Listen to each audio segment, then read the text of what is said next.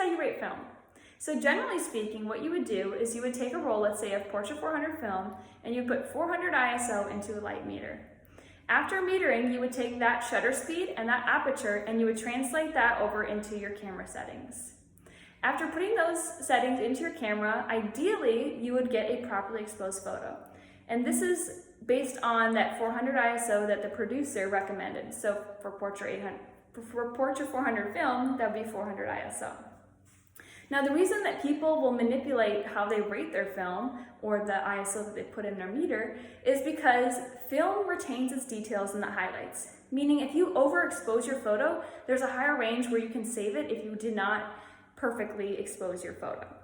So what I do to intentionally overexpose and to intentionally save my image, what I do is I put in a lower ISO than the, let's say Portra 400, I would put 320 in instead of the 400.